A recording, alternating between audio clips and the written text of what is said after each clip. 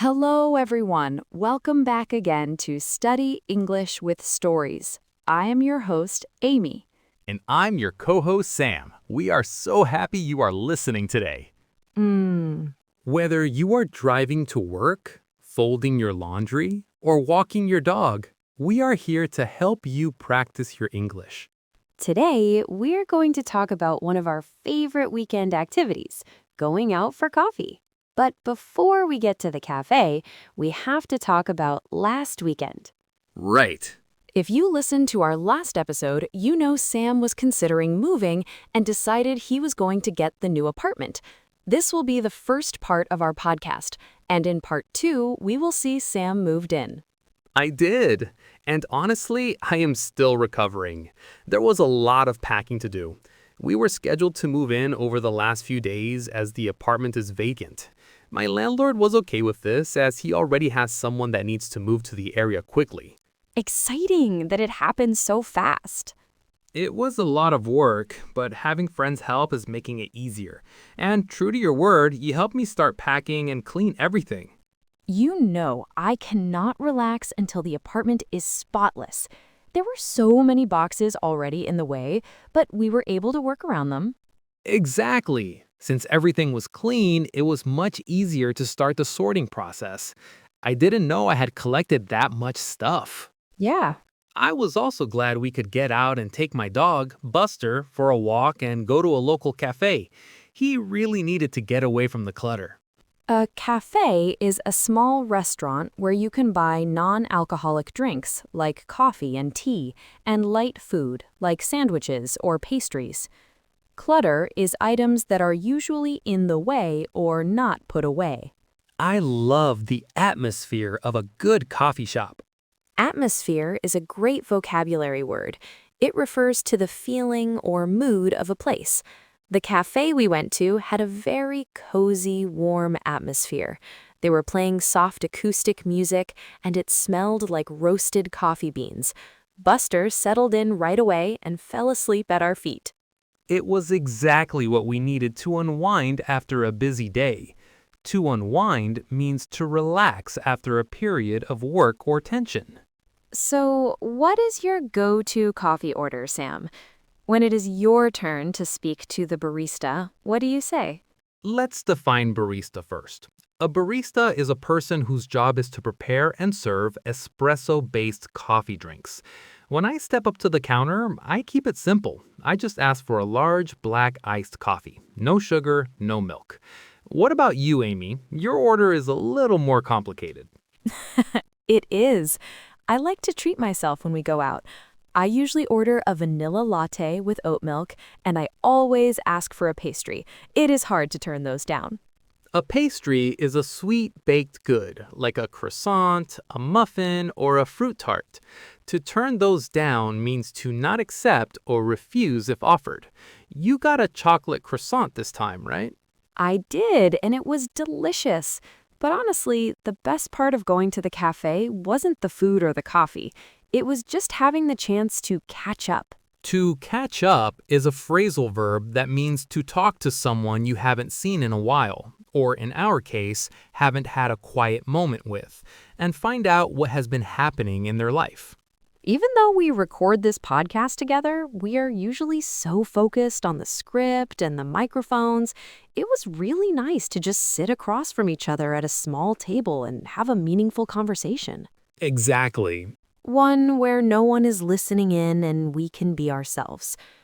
We have been trying to talk to each other more on this podcast to show the listeners some common conversation in English, but it is not the same. I agree. I really enjoy your company, Amy. It was great to just sit together, sip our coffee, and watch the people walking by the window. I enjoyed it too, Sam. We will have to do it again soon. Maybe next time we can find a cafe near a bookstore so I can browse for some new mystery novels afterward. That sounds like a perfect weekend plan to me. It could be a start of a new routine. Going out for coffee is a great way for our listeners to practice their English too. Use that time to read the menu and practice pronouncing words. That's a great idea. Are you on the hunt for a particular author? I know you are a big fan of classic detective stories. That's a great idea. Are you on the hunt for a particular author? I know you are a big fan of classic detective stories. That's a great idea. Are you on the hunt for a particular author? I know you are a big fan of classic detective stories. Absolutely. Going to a cafe forces you to read a menu, interact with a barista, and maybe even strike up a conversation with the person at the next table. You can ask if the seat at the next table is free to use, or ask what their favorite drink or snack is. Let's do a quick review of your new conversational vocabulary for this week. We had cafe, Mm-hmm. atmosphere, unwind, barista, pastry, catch up. For homework, you could visit a local cafe or coffee shop, maybe a bookstore if you have one near you. Practice ordering your favorite drink in English or ask for a certain genre of book. If you can, try to chat with the barista or bring a friend to catch up with and speak English as much as possible. Instead of signing off, we will jump into part 2. I am planning a party. That's right. And I am happy to announce that I finally moved in. Let's explain that phrasal verb. To move in means to start living in a new home. How are you feeling about the new place, Sam? Have you had time to settle in? To settle in means to become comfortable in a new place or situation. And yes, I am starting to feel very comfortable. I set up my guitar right in the corner of the living room so I can play whenever I want. Oh, that's great. It is still a little bit messy with boxes everywhere, but I am getting there. Well, knowing you, those boxes might stay there for a while, but I am so glad you are happy there. Thank you. Actually, because I am so excited about the new place, I want to host a housewarming party this weekend, and you are officially invited, Amy. A housewarming party is a great vocabulary term. It is a party you throw when you move into a new house or apartment to celebrate with your friends. I would love to come. What should I bring? I can bake some cookies or bring a gift. You don't need to bring anything. To host means to provide the food, drink, and space for guests. I am going to cook dinner for us to say thank you for helping me with the move. Wait, you are going to cook? Sam, usually you just order takeout or eat cereal. I know, but I want to make an effort. I found a great recipe online for that tomato soup and fresh pasta you like to make.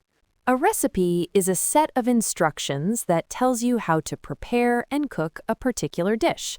That is so sweet of you, Sam. Are you sure you know what to do? You need to buy all the right ingredients.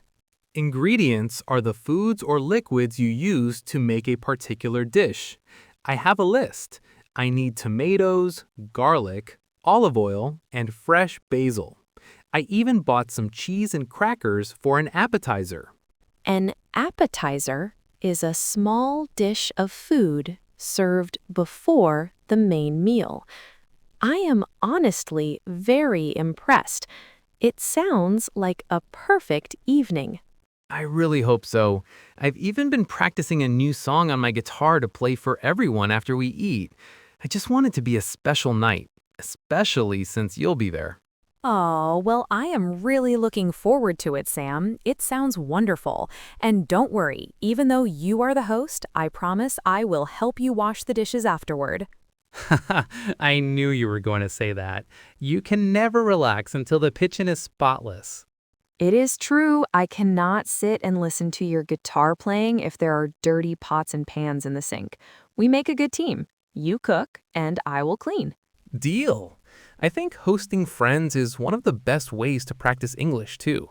For our listeners, inviting someone over for a meal is a wonderful way to have natural, relaxed conversations.